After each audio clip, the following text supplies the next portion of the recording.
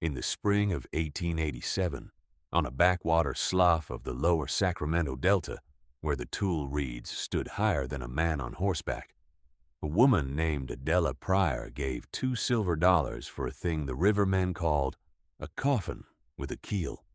It was a sunken skiff, 22 feet of swelled and blackened oak, half buried in the gray mud at the foot of an abandoned landing, and it had lain there long enough that the willows had grown down to drink at its waterline.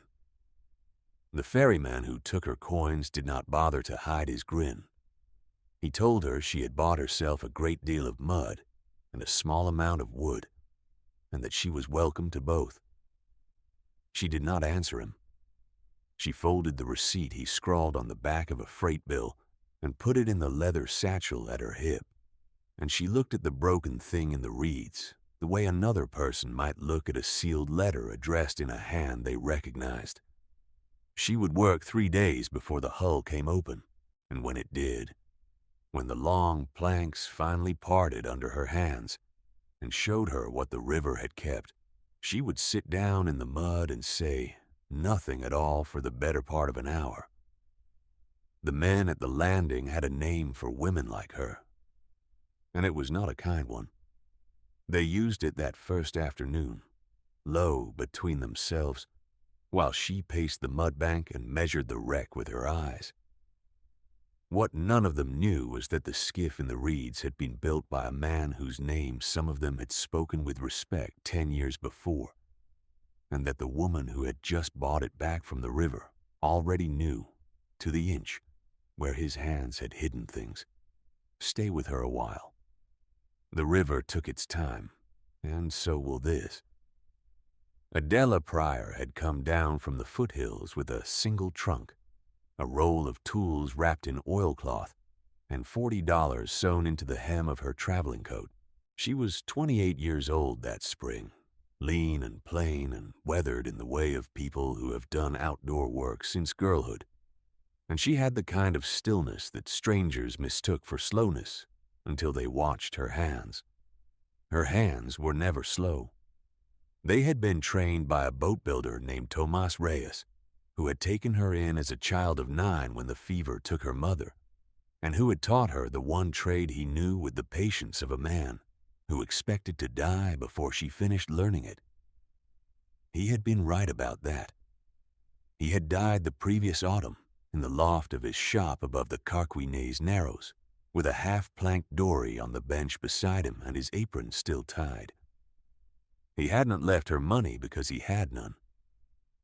He had left her his tools, his measuring rules, and a single sentence he had repeated so often across 19 years that it had worn smooth in her memory like a handle.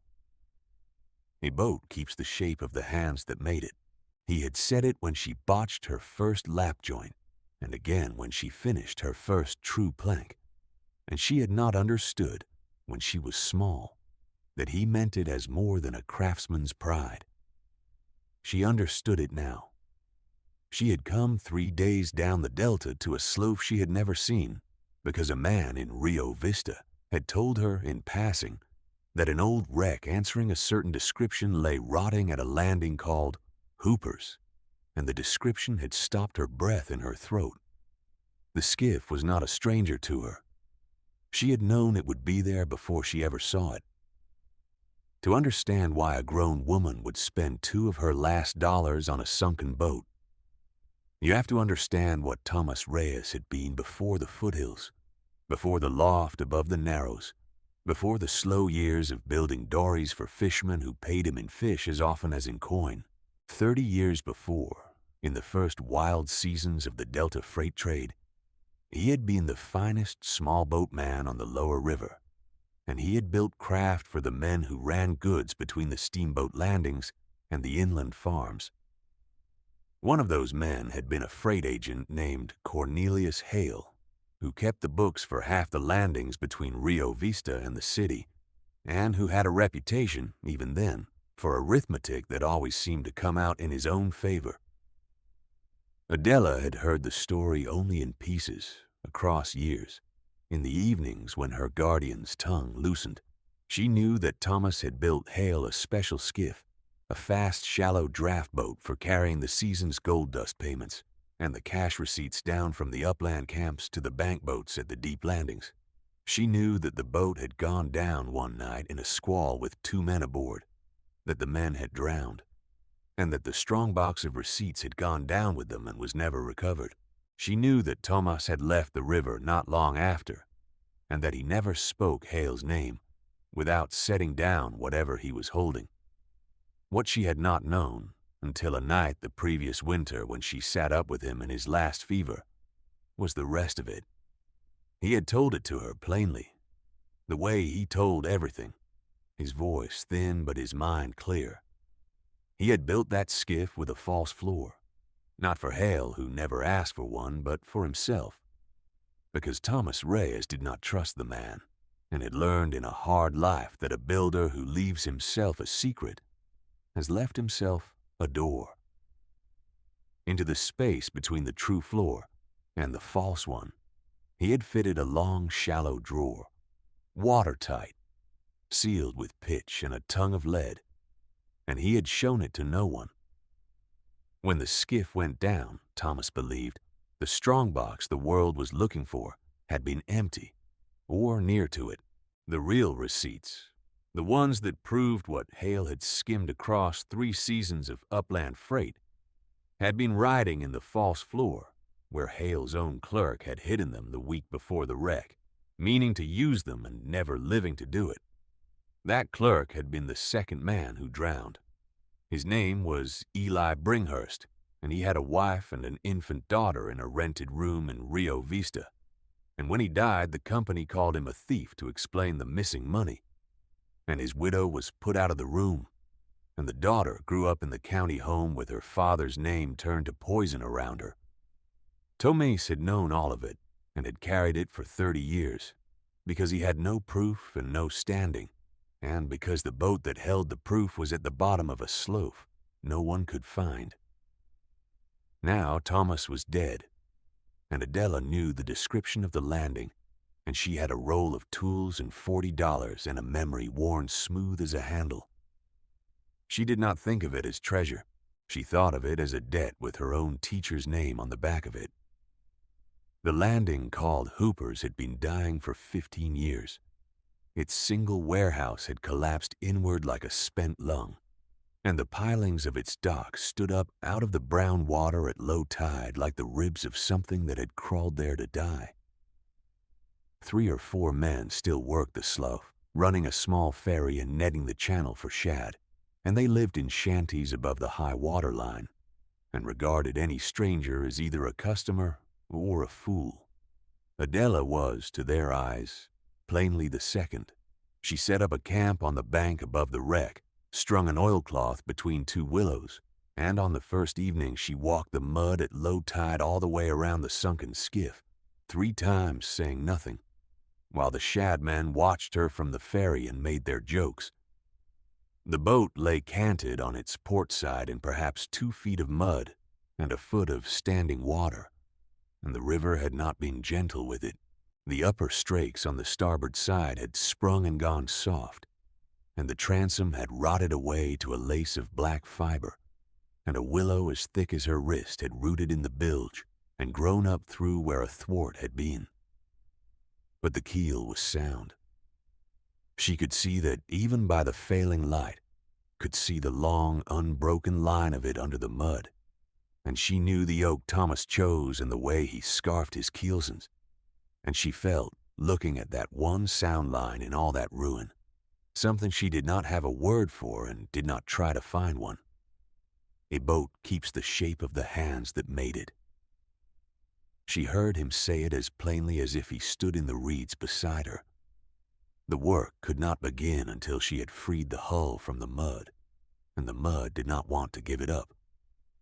She spent the whole of the first full day digging.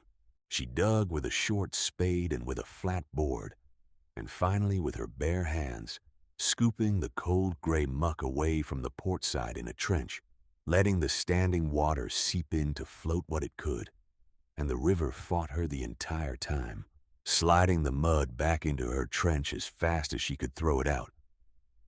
By dusk, she had cleared perhaps a third of the length, and her arms shook, and her hands had gone white and wrinkled and split at the knuckles.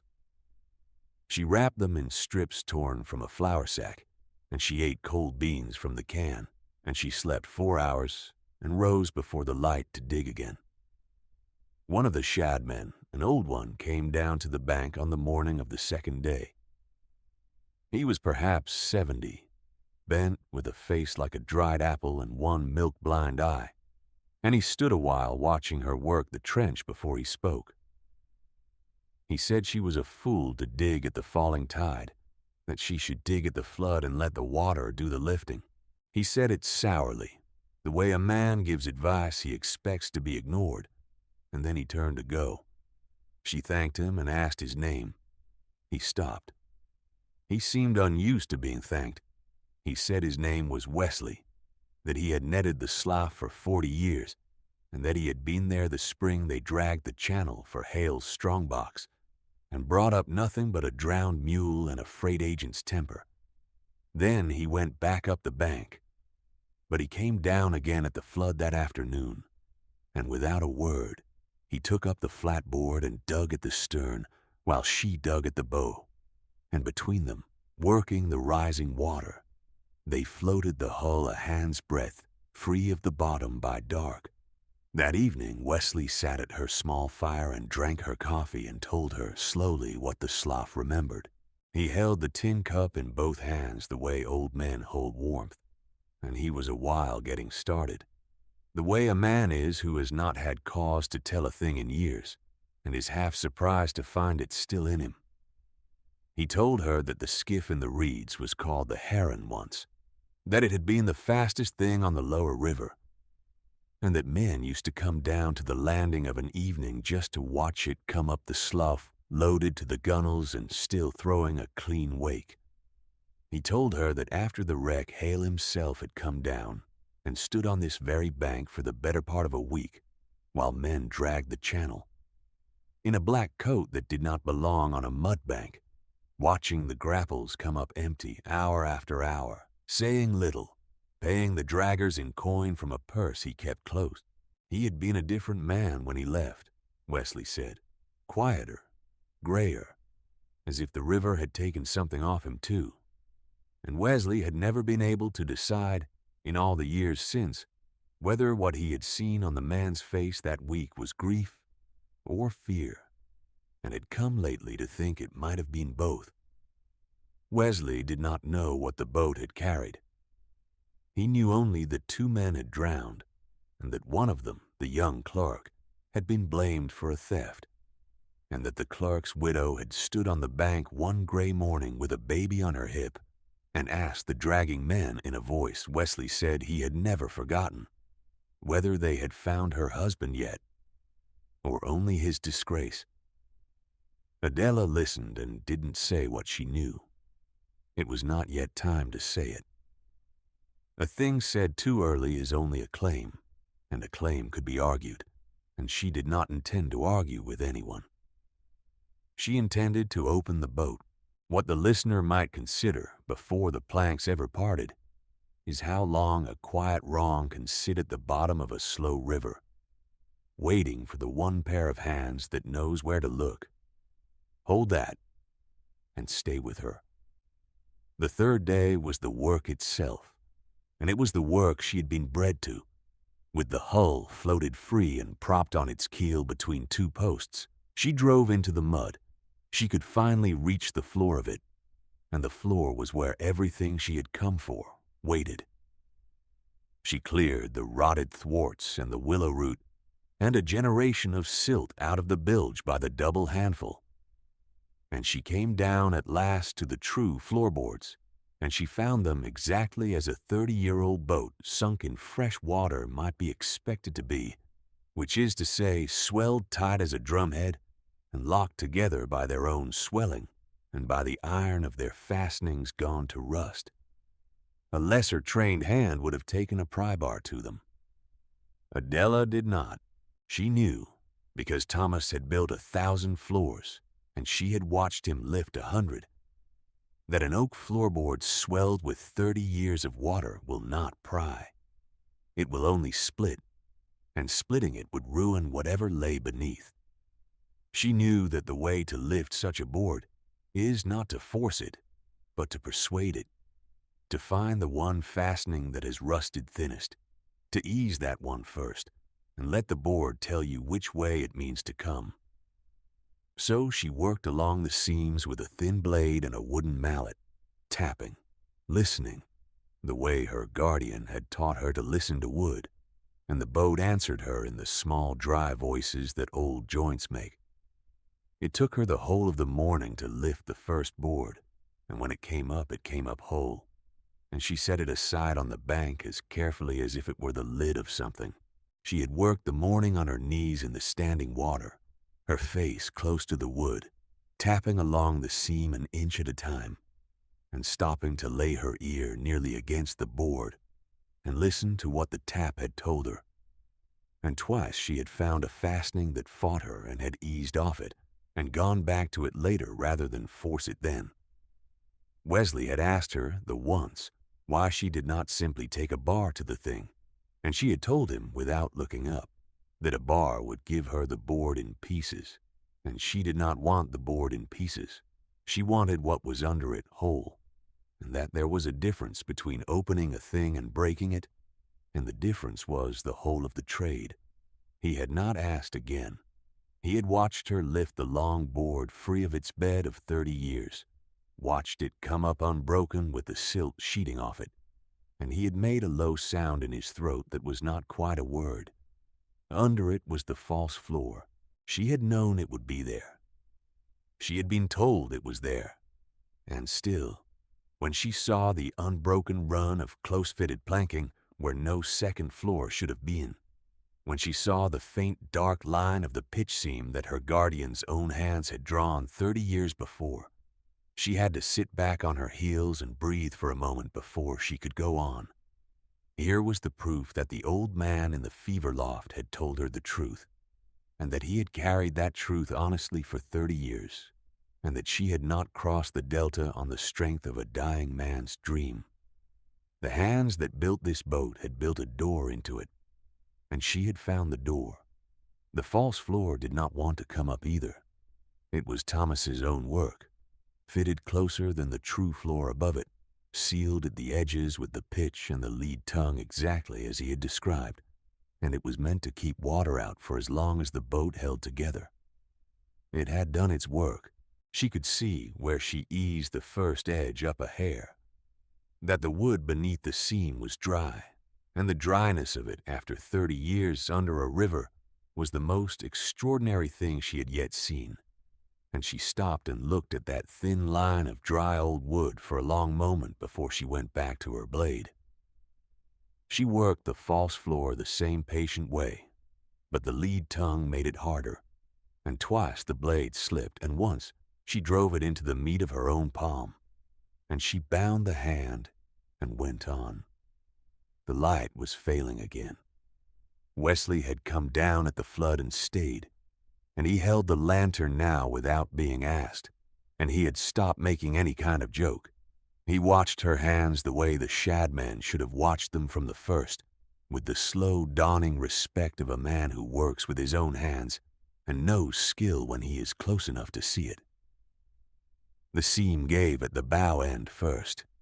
Then, along the port side, she felt the long plank lift under her fingers, felt the pitch let go all down its length with a sound like a held breath, finally released, and she knew the hull was about to give up what it had been keeping.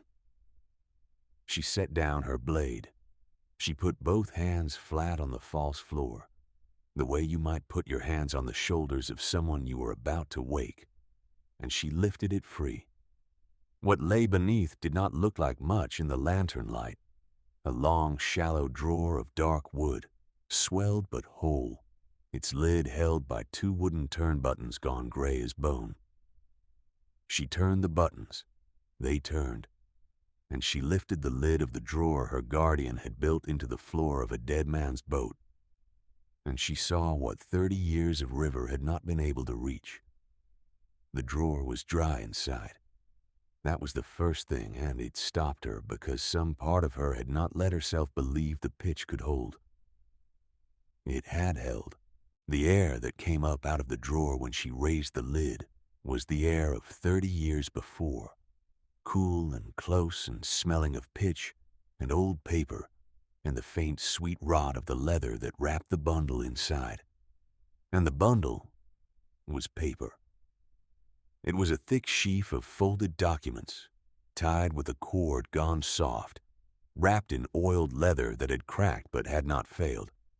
And on top of the bundle, where a man would put the thing he most wanted found, lay a single smaller packet sealed in waxed cloth. She did not reach for it at once.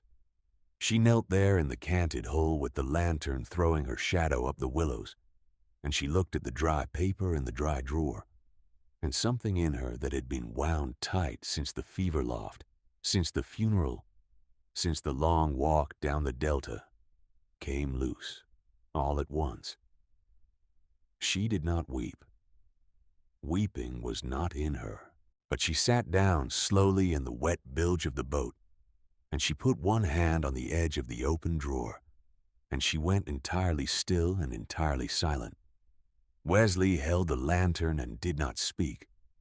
He had the sense, the rare sense, to know that he was standing in the middle of something he did not understand, and that the kindest thing he could do was hold the light steady and let her be. The tide turned and began to fall. A heron came down the slough in the last of the light and folded itself onto a piling and watched them both.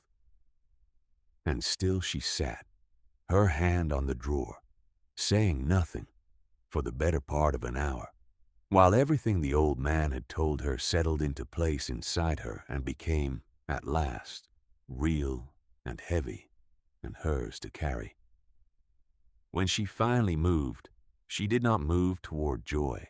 She lifted the waxed packet first, and she opened it there in the boat with great care, and inside it was a letter in a young man's hand, and the hand had written at the top the name Eli Bringhurst and the date, and a plain account of what the man had done and why. He had found the agent's false entries. He had copied the true receipts. He had hidden them, meaning to take them to the bank boats and the law. And he had written this letter the night before he meant to go, in case the going killed him, as it had. He asked in the letter that whoever found it should see his wife righted and his daughter told that her father had been an honest man. He signed it. The signature had not faded. Adela read it twice. Then she folded it back into its waxed cloth, and she lifted the great bundle of receipts out of the drawer, and she held the weight of 30 years of arithmetic in her two hands, and she understood that the boat had kept the shape of more than one pair of hands. It had kept the shape of a young clerk's last honest act, and it had kept it true. The next morning the slough was different, though nothing in it had changed. Wesley had talked. By the time the sun was up, there were 6 men on the bank instead of 3, and the ferryman who had taken her $2 stood among them with his grin entirely gone, looking at the long dark drawer she had set up on trestles on the bank and at the bundle of dry paper beside it. None of them said the word they had said the first afternoon. A thing changes when it is proven, and these were men who understood proof when it lay in front of them in the daylight, dry, after 30 years under their own river. She did not gloat. She had no use for it. When the ferryman finally asked her, gruffly, what it was she had pulled out of the mud, she told him plainly that it was the truth about the heron, and that a man who had been called a thief for 30 years had not been one, and that the proof had been in the boat the whole time, riding under the feet of every man who ever dragged the channel for it. She did not say that he had been a fool to sell it to her. She did not have to. The $2 receipt was in her satchel, and the men had done the arithmetic themselves. Cornelius Hale was still alive that spring. He was an old man in the city by then, retired on the comfortable proceeds of a long career, respected in the way that money makes men respected, sitting on the board of the very bank whose boats his stolen receipts had once been meant for. Adela did not go to see him. She never saw him, not once, in the whole of what followed, and she wanted it that way. She had been taught by a man who built doors instead of arguing, and she meant to settle this the way he would have, with the thing itself laid in front of the right people, and no shouting at all. She took the bundle first to a lawyer in Rio Vista, a careful man named Pratt who handled estates, and she laid the receipts and the letter on his desk and let him read. It took him most of a day. When he had finished, he sat back and looked at her for a long while and asked how she had come by them, and she told him simply the whole of it, the fever loft and the description of the landing and the $2 and the 3 days of digging. Pratt was a man who had spent his life among papers that lied, and he knew at once that these did not. The receipts were a complete record, in the agent's own clerk's hand, cross-reference to the company's published freight manifests, of 3 seasons of systematic skimming, and the letter tied them to the men who drowned, and the whole of it had been sealed away on a date that could be fixed by the manifests themselves. It could not be argued. That was the beauty of it, and Adela had known it would be from the moment she understood what she was looking for. Physical things do not argue. They only sit there and are true. What followed was slow, and she had expected that too. The law does not move at the speed of justice. It moves at the speed of paper, and she had become, by then, a patient woman. Pratt brought the matter to the county, and the county brought it to the bank, and the bank, which did not relish the discovery that one of its board members had built his fortune on a drowned man's disgrace, moved with the careful slowness of an institution protecting itself. But the receipts were what they were. Within the year, the company that had absorbed Hale's old freight concern was made to acknowledge the theft, and the acknowledgement was entered in the county record, and the name of Ally Bringhurst was cleared in the same record where it had been blackened 30 years before. Hale himself was never tried.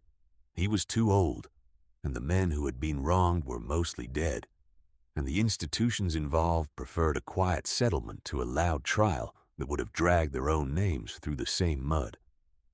Adela was not satisfied by that, and was not surprised by it. The powerful, she had learned, are rarely punished. They are merely sometimes made irrelevant. Hale resigned his seat on the board within the month, pleading age. He died the following winter in a house in the city, attended by no one she ever heard named, and the obituaries that praised his long service did not mention the river, or the boat, or the 2 men or the woman who had dug the truth out of the mud with her bare hands. He simply ceased to matter, which was, in the end, the only justice the world had on offer, and she found she could live with it. The justice she cared about was a different one, and it had a name and an address. Eli Bringhurst's daughter was a woman of 30 by then, named Sarah, married to a tinsmith in Stockton, with 2 children of her own, and a quiet, careful way about her that came, Adela thought when she first met her, from a lifetime of expecting to be looked at sideways. She had grown up in the county home under a name that other children had been told was the name of a thief. She had never known her father, had nothing of his but a single ambrotype her mother had managed to keep, a small, dark image of a young man in a stiff collar who looked, Sarah said, like no one in particular. She had made her peace, long before, with never knowing whether the thing they said about him was true. She had decided, she told Adela, to simply not believe it, because believing it served no one. But she had never been able to disprove it, and the not knowing had sat in her like a stone. Adela gave her the letter. She did not give her a copy. Pratt had made copies for the record, and the receipts themselves stayed with the court.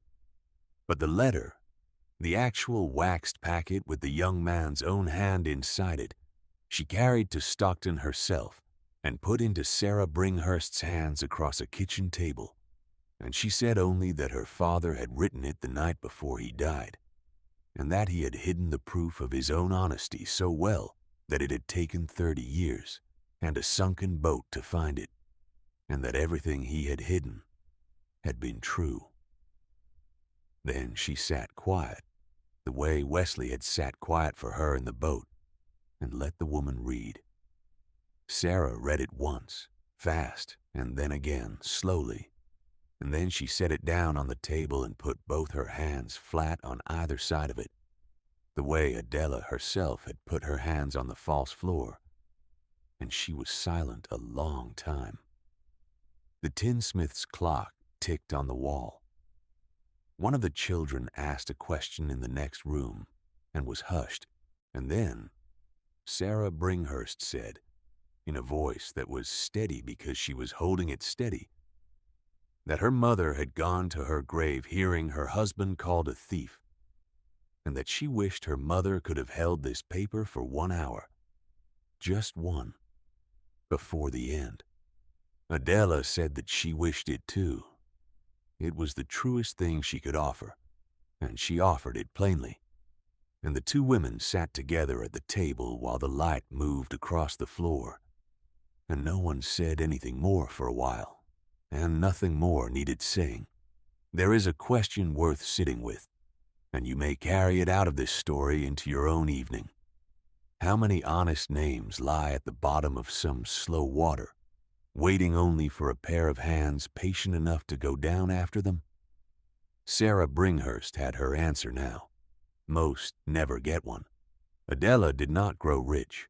There had been talk, briefly, of a reward, of some portion of restitution owed to the descendants of the wronged, and a small sum was eventually paid out of the settlement to Sarah, which Sarah used to buy the rented rooms her family had been living in, and to put a stone, at last, on her mother's unmarked grave.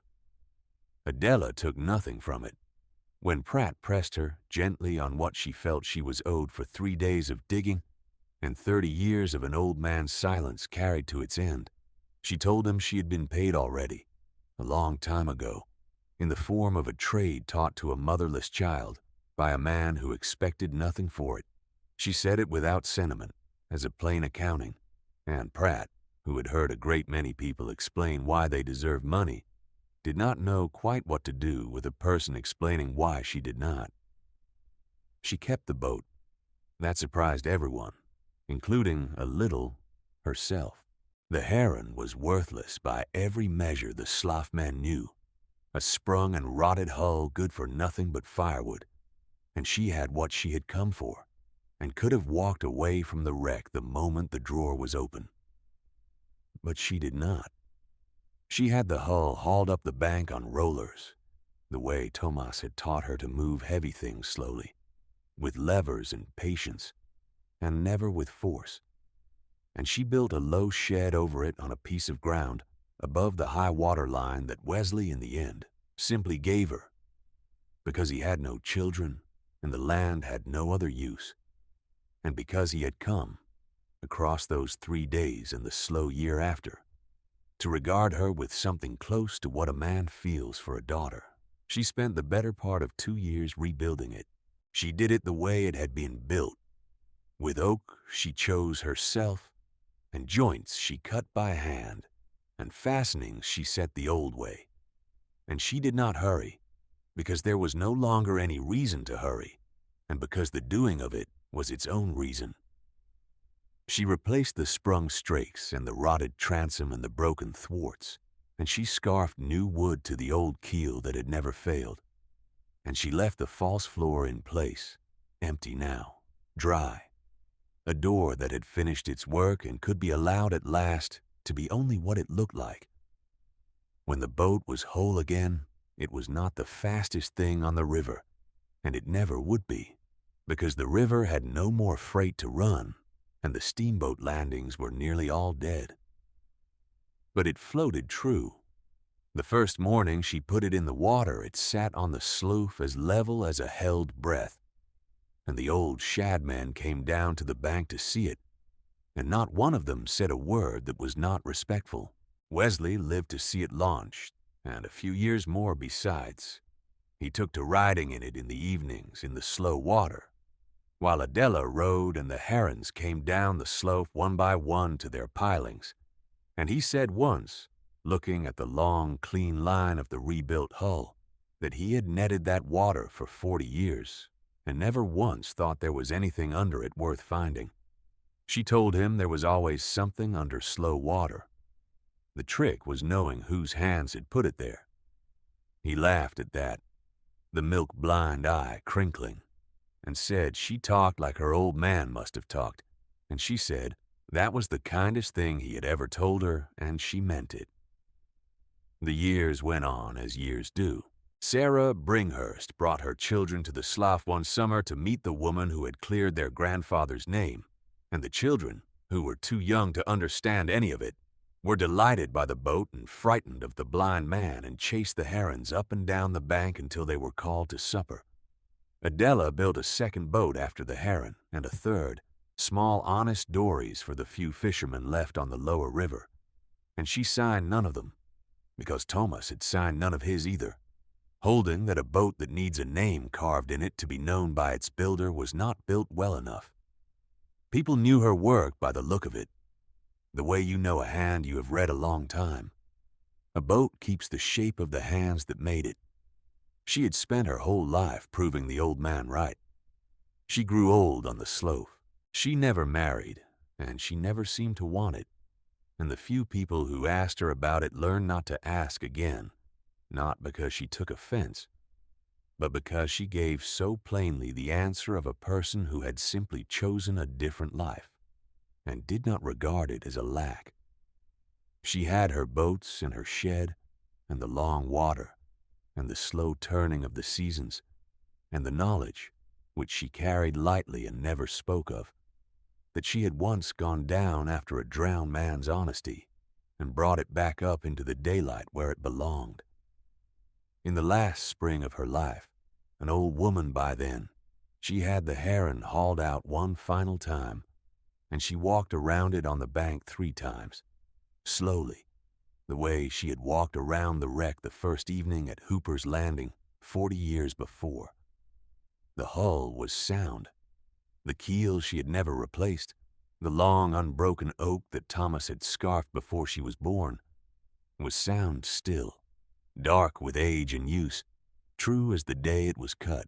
She put her hand on it, on the worn wood at the turn of the bilge where 10,000 strokes of her own labor and his before her had smoothed it like a handle, and she stood there a while in the spring light with her hand on the boat, saying nothing, the way she had once sat saying nothing with her hand on an open drawer. The river moved past, slow and brown and patient, carrying its secrets down toward the sea the way it always had. Somewhere under it, she knew, were other things, other names, other proofs sunk in the mud and waiting. She was too old now to go down after them, but she had gone down after one, when it mattered, when she was the only pair of hands in the world that knew where to look, and she had brought it up, and a man's daughter had read the truth in her father's own hand at a kitchen table in Stockton. And that, the old woman thought, her hand resting on the keel of the boat her teacher built and she had raised from the dead, was enough. It had always been enough. She took her hand from the wood and went up the bank to her shed, and the heron on the piling watched her go, and the light lay gold on the slow water, and the boat stood whole on the bank behind her, keeping, as it always had, the shape of the hands that made it.